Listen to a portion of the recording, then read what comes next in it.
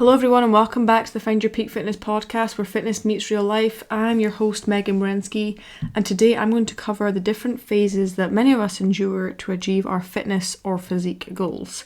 These are known as cutting, maintaining and bulking. So I'm going to cover each different phase, what you can do to your nutrition to complement these goals, and the things you need to know before you start one of these phases. Many of you may not like to hear this, but nutrition is by far your biggest mover with changing any physique. Before I even got into this, I wanted to provide a service that was not just me personal training, it was me coaching people to get the results they want. And to do that, it's outside the gym. You're in the gym 45 minutes, an hour, 90 minutes, whatever it is, a couple of times a week. But if your sleep is crap and your nutrition is crap, you're not going to see the results you want. So nutrition is by far your biggest mover, and it is often the hardest. It's what people struggle with the most. And I encourage people to get your starting point and then just work on making small changes over time. It's not going to change overnight. It's habitual. Your nutrition is what you eat every single day. It's the bigger picture sort of thing. So working out is the easy part. Nutrition is by the hardest part, but it is your biggest mover. The reason I wanted to make an episode on these different phases is because there is so much confusion out there on how to change your physique. If your goal is fat loss, most people go about it the wrong way. If your goal is to bulk up, so muscle gain, many people can do this the wrong way. I don't know if you've heard of the phrase a dirty bulk. So it's like almost giving you an excuse to just eat anything you want. But with that, you can gain more fat. Okay, so we're going to go into every single phase. I'm going to break it down really, really simple for you. And hopefully you can implement these strategies into your life and into your fitness goal. So first up, let's talk about cutting. So when it comes to cutting, I'm referring to losing body fat but maintaining as much muscle as possible. So what you want to do in terms of your nutrition, you want to start with a slight calorie deficit from your maintenance. Typically, start with a deficit from food. Don't go straight into upping your exercise. I'm assuming that you are starting from a point where you're already strength training multiple times a week. If not, definitely do that. That helps maintain the muscle. You won't be able to maintain muscle if it's not receiving a stimulus from an outside source. So that's from your strength training. So make sure you're strength training a couple of times a week. Find your maintenance. If your maintenance calories is 2,500, start with a deficit of 2,200 and see what happens. Assess over time. A big mistake I see people doing is when they want to enter a fat loss phase is they automatically just increase their exercise. They go straight for the cardio, and this just increases your calories burnt. And if you don't change your nutrition, then you're not really going to see much of a deficit. The bulk of your deficit is going to come from your nutrition. The cardio aspect comes in later. If you're already at a good deficit and you can't go any further with your nutrition, then you can lead into the cardio. But get your maintenance calories and then start with a small calorie deficit and make sure you're continuing to strength train. When it does come to your performance in the gym, don't really expect progress. If you're new to the gym, then yes, you may see newbie gains and you may see an increase in your performance. But if you've been going to the gym for a while, do expect your results or your progress in the gym, your performance, to stall and maybe even regress. And this is just purely because our energy storage and our glycogen cells are slightly depleted. You still want to push yourself. Your intensity, like I said, may drop.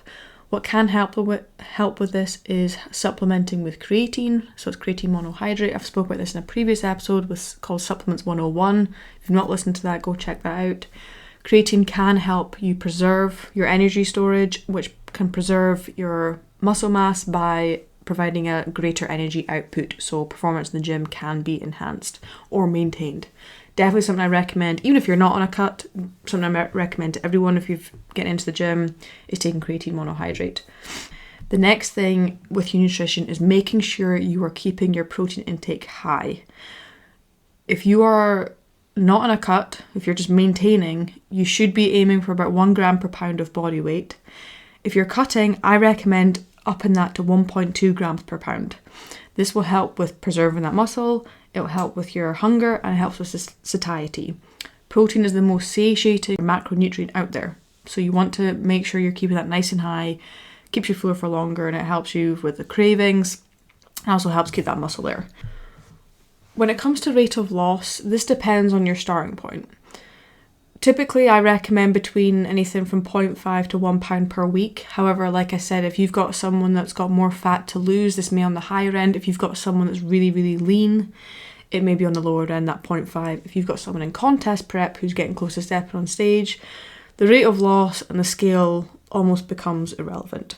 Okay, so it really depends on the person, but between that 0.5 to 1 pound per week is a good goal. Make sure that you are weighing yourself first in the morning after going to the bathroom and looking at weekly trends. Do not look at daily trends. And also, don't look into the scale weight too much. This can definitely become obsessive and people can make decisions and tweak things solely based on scale weight without taking other things into consideration. So like how your clothes are fitting, how your physique actually looks. I've said this before and I preach it. The scale weight it does not show your rate of fat loss. It's your overall body mass. So that includes things like water retention, your sodium intake, your stress levels, also your hormone regulation. There's so many things that go into play when it comes to scale weight. So don't look into it too much. Look at the overall trends. So looking at average loss per week. So that 0.5 to 1 pound per week. The duration of a fat loss phase is totally dependent on your goals and also your starting point. So it depends on how much fat you actually want to lose. If you have a large fat loss goal, then I do recommend going various cycles of, being in a deficit and then maybe having a deload week, bringing it up to maintenance and then going back into a fat loss phase. This just helps your metabolism and also it prevents diet fatigue. Too long in a fat loss phase, things can just stall. So it's good to keep things moving, keep your metabolism nice and high, and also give you that mental break in between. This helps avoid plateaus and, like I said, diet fatigue, and also just keeps your motivation nice and high. So just to recap, I know I'm going through these really, really quickly, but you want to start from a deficit from your maintenance, make sure you're strength training, keep protein nice and high, track your weight, and make adjustments as needed, but shooting for that 0.5 to 1 pound loss per week, looking at your physique and assessing how long it's going to take by looking at how much fat you want to lose and maybe planning out for phases. This is where a coach can really help you because they know what they're doing, and also having someone that's not emotionally attached to the results. Okay, so moving on to a maintenance phase. Maintenance means that you're maintaining your current physique. So that's maintaining your level of body fat and your level of muscle mass, and you're just kind of going about your life and everything's kind of at equilibrium. Okay, you're in homeostasis. What this means is that your calories in that you're consuming is equaling your calories out. It's very stable and nothing much changes. Your weight may fluctuate day to day, but overall you kind of stay within, I'll say, 3 to 5 pounds of a current weight. Going through a maintenance phase is really good if you're coming out of a deficit. So if you're transitioning from a cutting phase and want to bring it up to maintenance, what I recommend doing is slowly increasing your calories. Typically comes from carbs, as when you're in a cutting phase, hopefully that you are cutting down carbs, not cutting up from protein. So slowly increasing your carb intake and maybe some of your fats. What this does is it minimizes the fat gain. If you're coming out of a deficit and you increase your calories too much, too quickly, the body doesn't have enough time to turn this into muscle. So it has to store it somewhere and it will store it as fat. With this increase in carbs and possibly fats, do expect the scale weight to slightly increase. If you're doing this nice and slowly and you're continuously strength training and improving and seeing results in the gym, this should be more from muscle. It will be a little bit of water weight getting retained in there, but if you're doing this nice and slow, you will minimize that fat gain.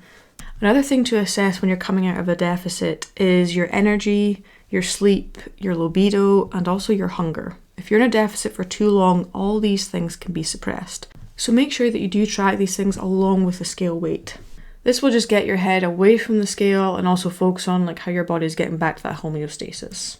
If you're at a point where you're trying to find your maintenance, so before you even go into a fat loss phase or go into a muscle building phase and you're new to the gym, new to working out, and you want to find what your maintenance is, then you need data points. And what I mean by this is your food. So I recommend tracking in your food intake, such your calories and your macros, seeing where your protein is. Also tracking your body weight over time. So when you start tracking your food, typically people do end up losing weight anyway because it brings awareness, but tracking your food intake, tracking your body weight over time. So I recommend a minimum of a month. So once you start tracking your food, track your body weight, see what happens. And you'll notice that you have this equilibrium and you have this homeostasis weight that you kind of function at. Another thing you can do is using an online calorie calculator. However, this is very much a starting point. They give you a number that spits out from this, their algorithm. What they use is your height, your weight, your general activity level, and that's it. They don't know your muscle mass, they don't know your body weight, or your body fat mass, sorry. They don't know your bone density, they don't know nothing like that. They're just spitting out a random number.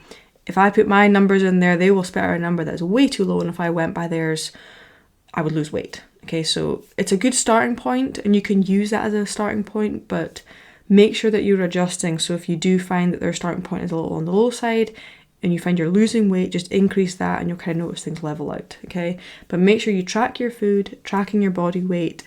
Once you find that point where you're kind of just maintaining, that's your maintenance calorie intake. I know some people, when I mention to track their food, they moan and groan and they can't be arsed doing it, but it is a really good tool, and it's not something you need to do every single day for the rest of your life. It's really good it's almost like a check-in. I like the analogy of if you were going to train for a marathon, it's almost like training for a marathon without timing your minute mile, or you're not even tying your shoelaces. You're just putting on your trainers and you're going out the door and you're running. Not knowing the direction you're going in, not knowing where you're going, not knowing how fast you're going, with your shoelaces untied. So these little things, they play a part. And if you're serious about your goals, then yes, it is going to require you to put that little bit of effort in, but it's worth it, rather than just guessing and hoping results will follow. So just to recap, if you are looking to find your maintenance for the first time, then track your food and track your scale weight and see what happens as you change it. Make sure that you're tracking your calories and specifically your protein intake. You can also use a free calorie calculator to get a starting point, but make sure you make adjustments as your scale weight changes. Do this for about a month, and once you notice that your scale weight and your food intake is regulating, then you've found your maintenance calories. If you're transitioning from a cut and you're trying to transition up to maintenance, then again, you should be tracking anyways. Slowly increase your calories, typically from carbs and fats. This minimizes fat gain, and make sure you are continuously strength training. Make sure you're assessing your energy, your sleep, your libido, and your hunger. And like I said, expect the scale weight to slightly increase before it levels out. Okay, so the last phase, bulking, or muscle gaining as I prefer to call it. What this is you are in a calorie surplus. So that is calories above your maintenance. Typically, people have the goal of building muscle in this phase, but minimizing that fat gain. So just like if you're going to enter a deficit, it is the total opposite. So you want to slowly increase your calories, keeping protein in nice and high, but increasing those carbs and fats very, very slowly. Just like with maintenance or in a calorie deficit, I recommend tracking your food intake and keeping that protein nice and high, where it's at least 1 gram per pound of body weight. If you're someone that is an intense trainer, then shooting for that 1.2 grams per gram of body weight. I've just finished my first muscle gaining phase, and one thing that I found really interesting was how slow the process was. It's much easier to see a drop in scale weight rather than it is to see it increase. Like I said, it's kind of trying to gain muscle is a lot harder and a lot slower than it is to actually lose fat. So when it comes to your rate of gain, you want to look at a 0.25 to a 0.5% per week, or roughly 1% per month. If you see a higher rate, then you may want to tone things back a little bit because, like I said, you want to minimize that fat gain, but you also don't want to go too slow. You want to find that sweet spot where you're consuming enough calories, you're improving your performance in the gym, and you're seeing that results and you're building that muscle. And speaking of gym performance, when it comes to the results in the gym, you do want to be progressing. Okay, so you do want to be lifting more weight, focusing on progressive overload. So in each movement, you should be tracking what you're lifting, your sets, your reps, and looking to overload over time. Okay, so progressing. You may even want to increase your volume. With that extra calories you're consuming, you will likely have more energy, put that to good use, and get more reps in the gym.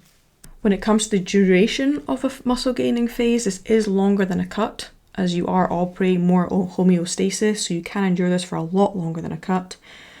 But like anything, this depends on your goals and how much muscle you're looking to build.